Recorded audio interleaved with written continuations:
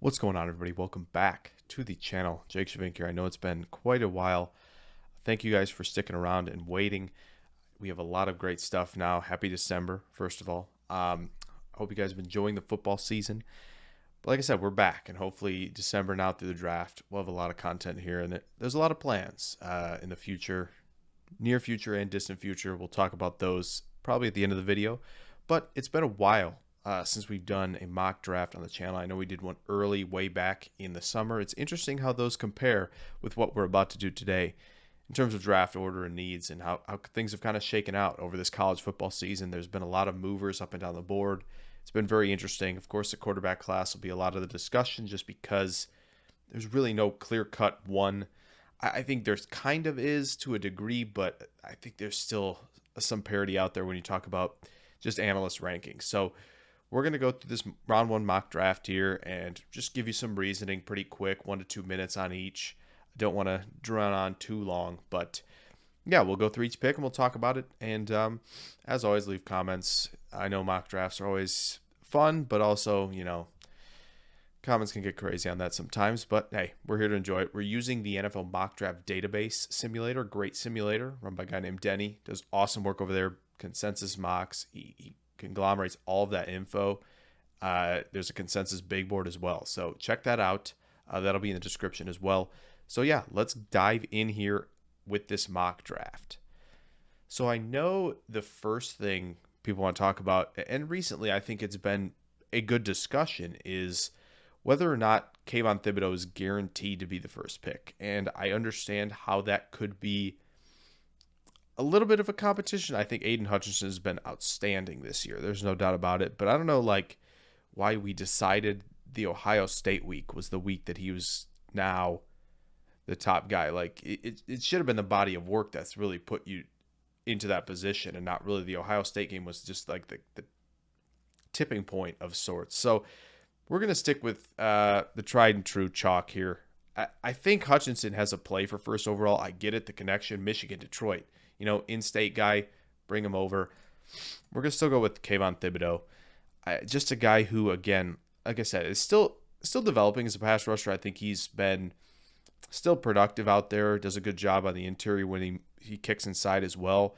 Just a dominant run defender, though. Creates good leverage, good hands, always well placed, right inside the shoulders, and quickly disengage. He's uber athletic. He can retrace his rush. He has the range to work to the sidelines on perimeter runs. He can chase down from behind. There's just so much he does well against the run, and he's still working to that ceiling as a pass rusher. So I think it's a great kickoff to the rebuild. Hopefully the Lions still have the current regime in place after the season. So Texans here moving on to number 2. Obviously going Aidan Hutchinson here. I think quarterback's obviously in play. I understand why. I do. But I just think the Texans right now, this is an organization that just needs a big-time player, a big-time leader in the locker room that can really help this franchise get on track. And that, I think, is Aidan Hutchinson, who's been, like I said, dynamite for Michigan this year. 12, 13 sacks. Forget which one it is. There's been conflicting stats on the site. I've seen posts everywhere. But, again, double-digit sacks this year for Michigan. Been outstanding. Great athlete. The testing numbers may surprise people. I don't think they should, based on how good he's been. But again, uber productive as a pass rusher, can win in a variety of ways. Length could be an issue at the next level, but it clearly hasn't bothered him against Big Ten tackles who could make the jump to the league as well this season. So again, cornerstone piece, get that guy in your building. Jacksonville Jaguars. Yeah, I know a lot of people want to go separator here. I get it. The Garrett Wilson is enticing. This is about protecting Trevor Lawrence. Cam Robinson, will he be back? Don't know. He's playing on that 1-year deal. I think you go back to the Alabama well here with Evan Neal. Elite size. I think he's gotten a lot better as he's moved over from right tackle to left tackle. And just been, again, a true mauler. I think he gets in good position. He's athletic enough, again, to seal outside on perimeter runs. I think zone and power, he'll be fine in both. I think he's still reaching that ceiling, though, in terms of what he can be as a pass protector. I think there are times where he does set a little wide and creates gaps for rushers to win back inside. And so, again, it's just about refinement. It's about getting, the right development, right coaching for this guy, and he can be a star in the league. Again, some people that I respect in the industry have him close to the Sewell Slater tier in terms of grades. So that should tell you what you need to know. Jets are on the clock now. Yeah, I mean, I think the cornerback one race is still wide open. I don't think it's nailed down yet at all. But Derek Stingley, pedigree, elite recruit, had an elite freshman season, instincts, ball skills, patience, the ability to turn and find the football late in coverage was excellent as a freshman. It's slowly kind of gone downhill, though, sophomore and junior seasons. Don't know why that is, but again, there'll be a lot more film from this year, from that first half when he played, just to see what it is. But I still think he's a willing tackler as well. But again, there'll be some teams that kind of look at that tape from this year and maybe a little bit of last year and don't go all the way back to 19 where he was an elite corner and maybe question things a little bit. But I think the Jets, Robert Saleh wants to build this defense. Stingley's a good place to start. Then we're going to go a little bit off the beaten path here.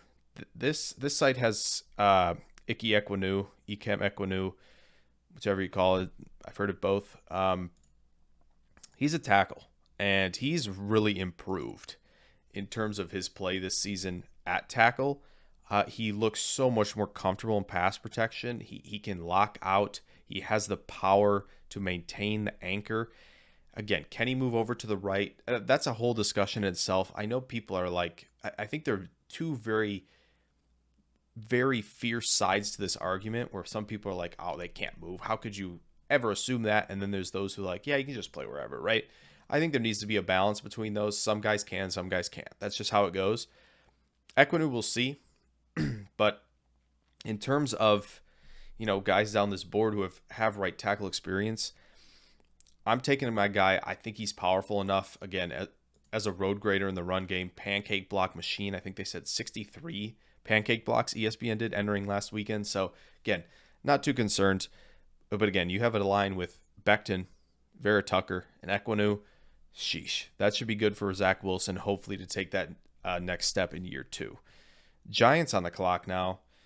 Let's get the quarterback first. Matt Corral. I just have a feeling that Gettleman's time is up, and Joe Judge could be out as well. This Giants team they are kind of a mess, and I know they just beat the Eagles, but still, I think it might be time to reset. Daniel Jones hasn't played bad per se, but at the same time, I think it's time. Matt Corral, what he can do for you is, again, he's very good in the quick game. Again, great footwork, quick release, can get the ball out in the RPO game, in the quick game. So like what I've seen there. Again, he's been a lot better at managing risk this year. Way less turnovers than last year. The high variance play has gone down. He's been efficient. He'll still challenge sometimes. But again, he's got the mobility. He can make plays out of the pocket. But I would like to see a little bit more from him over the middle of the field. Deeper drops and kind of these intermediate throws. We'd like to see more of that from him. But I think you're getting a good base in terms of traits and skill set with Corral. I think edge is still a need for the Giants as well. Don't you love this aesthetic, by the way? Jets, Giants, Eagles, 2 picks. Oh, it's so nice. I'm going to go Karlaftis here. I know that the Karlaftis hype has dwindled a little bit. Again, great freshman season. Hurt a little bit in a Big Ten shortened season in 2020, but I think he's been fantastic. There have been games where he has been triple teamed. Illinois did it, and they're keying in on him because they know, again, this is a technical rusher. This is a guy who can flatten the angle quickly. He has some bend to his game. He's flexible, but he can close really quickly from pursuit on the back end. And when he flattens and dips, he closes quickly to the quarterback. I think he's a great rusher. He's strong and he's technically sound. That's a player you'd like to have. You have him on one side. You have Ojulari, who's maybe more of a pass rusher who can get after it with some speed and bend. So best of both worlds. Build that defensive lineup. It's like Gettleman never left. Eagles. We're going to double dip secondary here. First is Kyle Hamilton. He's my number one player just because, again, the range, the recognition skills, how much ground he can cover in so short of strides is insane. He's got the ball skills to convert on turnovers. Again, I love just the recognition skills from him. He can play in the box. He's willing and he's physical defending the run. Great tackler in space. He does it all for Notre Dame. What else is there to say? Got to get better in the secondary. So yeah, like I said, double dip here, Andrew Booth. Not as high for some. For me, probably a lot higher than most. Just because, again, I think the ball skills are unbelievable. I think his eyes are so disciplined and very good. He's quick to close. He's got, again, recognition skills in the quick game. If you go watch the Georgia game back, it's unbelievable. Like I said, in-air athleticism, he makes just absurd plays on the ball. So, again, I think you're getting a potential lockdown corner here. Darius Slay getting a little older. I like what Booth brings to the table. Panthers on the clock here as we moving right along. Charles Cross. He was higher on him entering the summer, I think, for a lot of people. Things cooled off a bit when you go back to 2020 and you see him kind of struggle to anchor. There was a lot of power issues. I think he's cleaned that up very well this season. Great against Alabama this year. Great against Arkansas this year. Cross has been excellent. He's a great athlete. Great to mirror in protection. I think he does a great job recovering when he needs to. And again, I think he's gotten better in terms of anchoring, in terms of establishing that leverage and keeping it. I think the grip strength has been a lot better. The hands have been a lot better, in tighter. Placement's been good. Again, this is a high recruit. This is a stud and top 10 very much in play for Charles Cross. He could even go higher. He could go to the Jets, potentially in the Equinu spot. I think it's possible. Saints here. They've lost a lot in a row. To put it shortly, after beating Tampa Bay. Kind of crazy to think where they've been in just a short month now. This is where, for me, I think the first receiver comes off, unless, of course, the Saints trade first-round picks to Seattle or Green Bay for Rodgers or Wilson. We're going to go Garrett Wilson for now. I think he is just, again, the true separator this offense needs. I just don't know how they can keep getting by with the personnel they have. Obviously, it's great if they can get Michael Thomas back. We'll see when that happens. But again, I think right now, Saints need a true separator. Wilson does it all. He wins pre-catch. He can attack blind spots. Love the release game. Love how he changes things up. His tempo can vary, which I really like. Good burst. After the catch, he's very fluid and sudden. And again, his ability at the catch point for a smaller receiver is really good. Very impressed with that. Again, he can attack and secure the football well, make adjustments, great in-air adjustments as well, and he goes to attack the football, plucks it out the air. Wins in all three phases. No issues with his game. Atlanta Falcons, what are we going to do here? Obviously, Leal on the board. I'm going to go David Ojabo here. We'll see if he enters the draft. But again, guy who played very few snaps last year, has burst onto the scene, been incredible opposite Hutchinson. Maybe you can attribute that to being the opposite Hutchinson, but again, I think Ojabo's been fantastic. Uber athletic player, just coming into his own as a pass rusher. He's got good range to defend the run. He can get outside quickly, change direction on a dime. Again, the burst is there, the speed. He plays fast. Again, I think he's working on moves too. I think you see him be able to win that outside track and win inside. He's got a good ghost move as well. So I think Ojabo has really risen more than anybody has this season, and it's clear to see why. He's been fantastic. Can't wait to see what happens if he decides to leave or not. But if he does, top 15 is definitely not out of the question. Atlanta Falcons there. I think Minnesota goes Leal here, and that's the direction we're going to go, just because I think DeMarvin Leal, obviously declared for the draft already. At 290, he's played 3 tech. He plays 5 tech. You can get him out wide and play more edge, true edge. The thing with him is he's not going to be for everybody because not everybody's going to mix their fronts up. I think Minnesota's a team that can do that, and I think he can succeed again at 3 tech or at 5. Again, his quickness is very good for his size. He can stack and shed against the run. He's going to be an interesting study as to where and how he pans out. But I think the talent is seriously there. The Vikings get a good one. Eagles are back up. I'm so tempted to take a guy like Lloyd or Dean because Lloyd is so good, and they need linebacker. They're not going to do it, though. I think this makes perfect sense. Easy fill here just because, again, Jason Kelce could retire after the season. And again, Tyler Linderbaum is another guy who we talk about at 290, who's, again, great athlete and handles things very well in terms of power as a pass protector, enough to where, yeah, there are some concerns on some reps, But again, that power changes in the NFL, and we've seen it with an issue with Garrett Bradbury. But I think Linderbaum perfectly fits here if the Eagles continue to do what they do with Kelce with Linderbaum. Because again, dude pulls, he's quick, he's explosive out of his stance, can get into space, can be that lead blocker. Second level is no problem for him. His great vision when he's out there leading on pulls, on perimeter runs, to be able to peel back, find a guy to seal off. He's just really, really fantastic that he's been able to develop after switching from defensive line. I think it's a perfect just plug and play fill for Kelce. Makes perfect sense. They're very stylistically similar.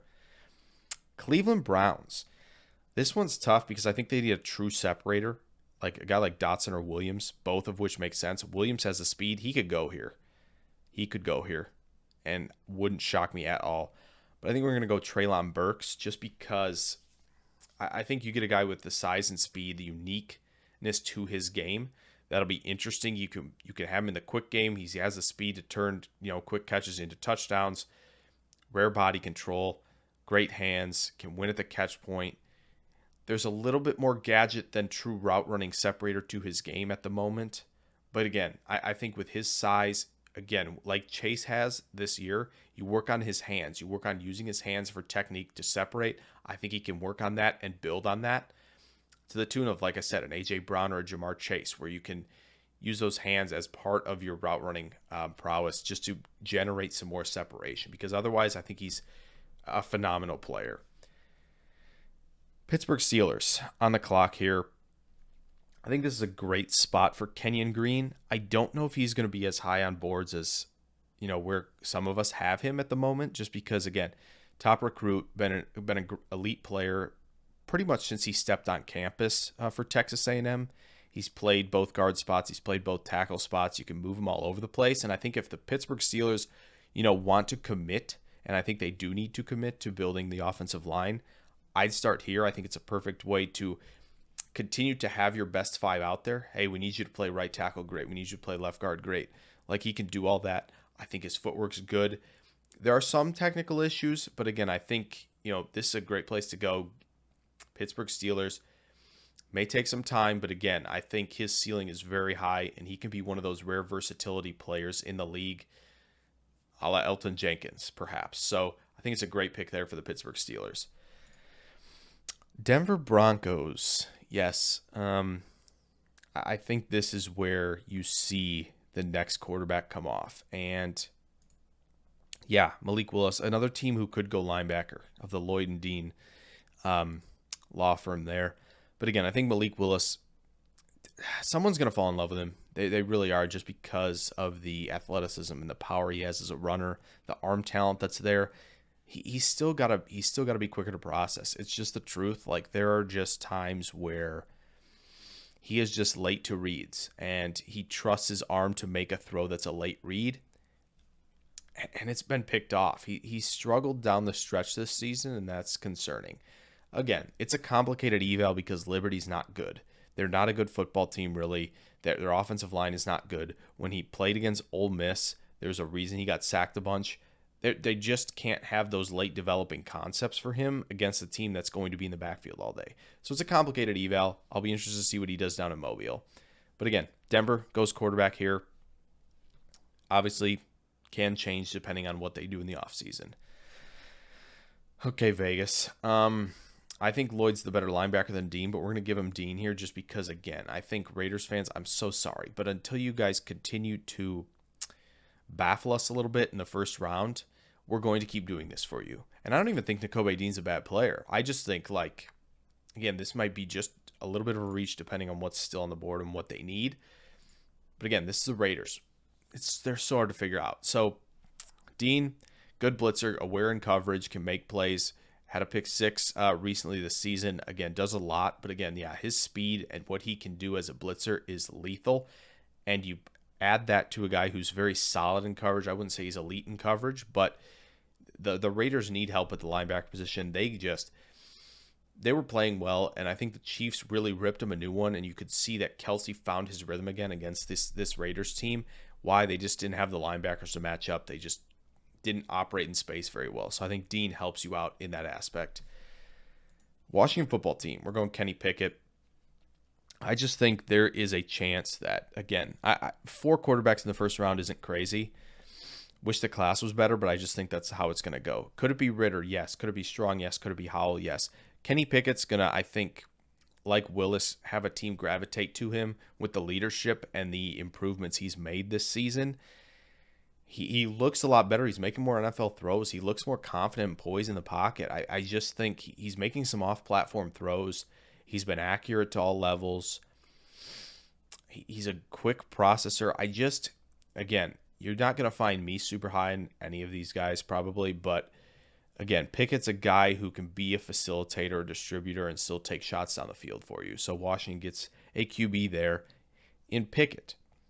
Chargers, this is best case scenario for them, Jordan Davis. Here's the problem is, do you think the NFL is going to value a nose tackle whose best attributes are defending the run solely? He's improved as a pass rusher, absolutely. I think the quickness is there, and when he can slant and attack gaps, he's done a better job of such. But I don't know if that's worthy of top 10 pick territory.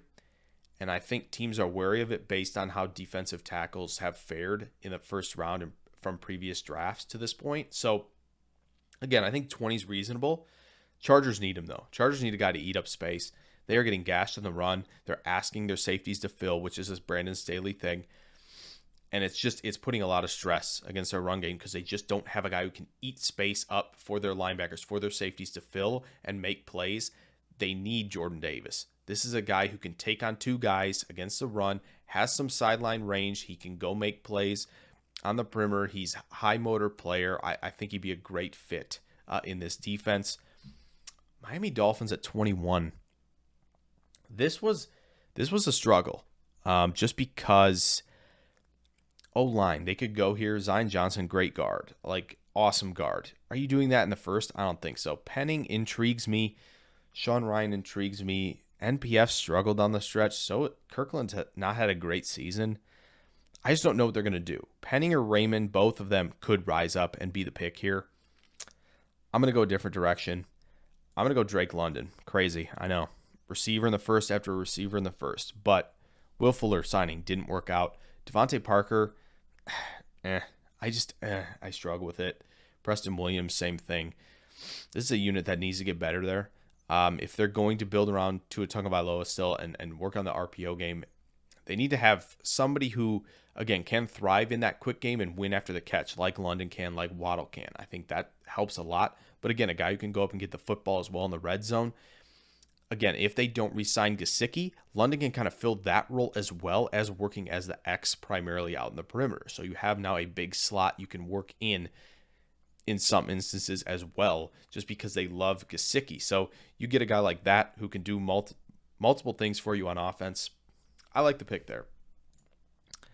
Bills fans are salivating at this one because Kaiir Elam just falls right in their lap at 22. Very good player. Size, fluidity, ball skills at the catch point. He does it all. 6'2", like 198, pretty sure. Just a guy who you can trust to be opposite Trey White. They've needed this. This completes really their defense. Boy, will they be humming on all cylinders if Elam, really makes strides in year one as a rookie. Again, corner, not the easiest position to do so. We've been really spoiled this season with how Surtain has played and Horn played before injury and Newsome has played. So if Elam can come in and be an impact player as a cornerback too, Bills fans are loving that. All right, Lions here. This is where I think the quarterback comes off. I think you take a guy, Sam Howell is where I'm going to go here. Yeah, a lot of Baker Mayfield vibes. I get it for sure. Just a guy who's tough in the pocket, mobile enough, and has really, amped up the toughness and ability to break tackles as a runner to like level 12 this year. It's crazy. Good deep ball.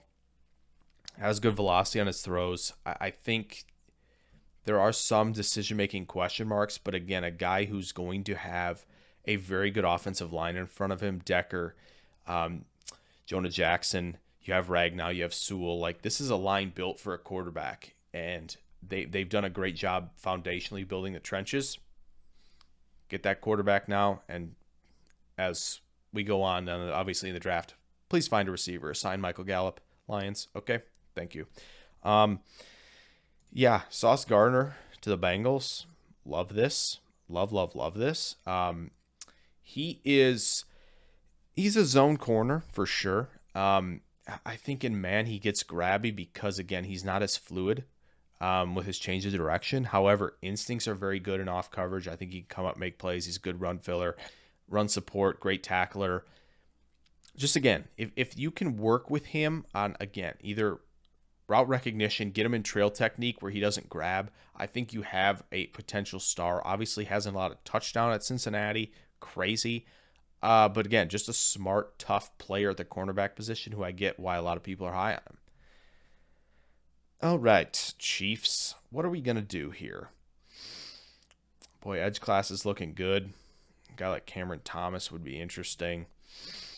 I'm going to go Kingsley Enagbare here just because I think when you look at the Chiefs and you know what? Let's not go Enagbare. Let's just go Drake Jackson here. We're calling an audible mid-video. We're going to go Drake Jackson just because I think when you look at Drake Jackson, I think the athletic tools are there, and this defense just needs influx of young talent pretty much everywhere. I wouldn't be mad if they went the Devin Lloyd route either. But again, Willie Gay, Nick Bolton, guys are going to try and continue to develop, especially Willie Gay in terms of coverage. But again, Drake Jackson, a guy who's, again, athletic, speed rusher who I think has room to grow. And I think the top 10 talk was a little much entering the season. But end of first round, why not bet on some traits? Dallas Cowboys, they could go edge as well. I just love Daxton Hill to this defense because they having a safety who can play in the back end, single high, two high, can trust him with the range he possesses and the recognition skills he has. And you get a guy who can play the slot, has been better in man coverage in the slot, and also in the box. You can move him around. You can get creative in this defense that Dan Quinn likes to run. But again, if you want to stick in your staples in a Dan Quinn defense, get this guy in that center field role, in some cover 3, in some cover 1. I like that. So again, safety. I think Daxton Hill is better than 26th, obviously, in a mock draft. I think he's probably a top 20, top 15 player, in my opinion right now. So again, just love his game. I think he brings a lot to that defense. Let's keep rolling here. I like Devin Lloyd here. Why not? Titans, absolutely. I mean, what's not to say? Dude converted from safety. He's big, long, strong, can rush a little bit as well, which is super fun. I think the Anthony Barr comparison is awesome. I think it makes a ton of sense. A guy who's great in coverage, always around the ball, can shed, make some tackles in the backfield against the run. Instincts are good. Closing speed is good. His eyes in coverage are great. He can close quickly, make some plays on the ball. And like we said, rush the passer. So Tennessee getting a complete player there. Tampa Bay Bucks, they could do a lot of things. They could take a running back. Why would you do that, though? Roger McCreary, great pedigree, had a great season at Auburn. Really locked down John Mechie for most of the game until that last rep where he just got smoked on that whip route. Unfortunate, but again, a guy who's really been good in trail and really sticks in the hip pocket of receivers, even vertically in the quick game. He's strong. I think the transitions are good. So, again, a guy like McCreary at the end of the first, absolutely. If you're Tampa Bay, who's kind of really struggled on the back end, injuries have played a part in that. But, again, I believe Carlton Davis is a free agent. So, just again, if they want to bring some people back, they can't bring everyone back. So, get a corner in a deep corner class. Patriots, why not? Do you want Olave, Dotson, or Williams? Just get the guy, again, in a timing offense where you need players to be in their spot on time. Get a route runner who can create consistent separation, is a deep threat at the same time, good hands, reliable player. I like the fit there. And the Patriots get a round 1 pick at receiver, correct? Sorry. Too soon for N'Keal Harry? I apologize. Green Bay Packers at 30 all day. Trayvon Walker. I know it says D-line. Dude's an edge. Strong pass rusher, initial quicks, explosion, very good. Has the long arms, can refine the hand usage and technique at the contact point. But again, a guy who can drop in coverage as well. Use that length to disrupt passing windows. That game against Florida, unbelievable. Dude's untapped potential. Packers might say goodbye to both Smith brothers. Need somebody opposite Gary. Trayvon Walker's your guy. Baltimore Ravens, this is easy. This is a fit made for the Ravens. Get a big dude like Darian Kennard, guard or tackle, don't care. Run power concepts off this guy. You will thank me for sure, Ravens. You want to get back to that, diverse running game. This is a good way to do it. Villanueva not cutting it. Put Kennard in there at right tackle. Rounding out this mock draft for you guys. Appreciate y'all sticking with. We're going to go Trent McDuffie here for the Arizona Cardinals. As you see, there's the mock draft. But yeah, Trent McDuffie to finish things out. Again, just another player who I think is strong in coverage and a great tackler. It's been working for you, Arizona. Go into the well of DBs at Washington. Just do it again. Buda Baker, Byron Murphy, Trent McDuffie. Just do it. There you go. Build your defense. Marco Wilson can develop, but ultimately, again, if you're going to move Murphy around slot and outside, if you want to keep him in the slot and you believe in Marco Wilson, just get McDuffie to play on the perimeter as well when you need to be in nickel. So, yeah, there we go. So that's going to do it for this mock draft. If you enjoyed this, maybe throw a like down there. Subscribe if you're new. A lot of NFL draft content coming around this cycle. Might start releasing some initial top 5 position rankings if that's something you're interested in. Also do some film reviews. You're going to see a film shorts today as well, I believe. So that's something, if you guys like that as well, let me know. But yeah, let me know what you want to see on the channel. Also, NFL Draft live show. I'm going to break this to you now. If you lasted this long, you're awesome.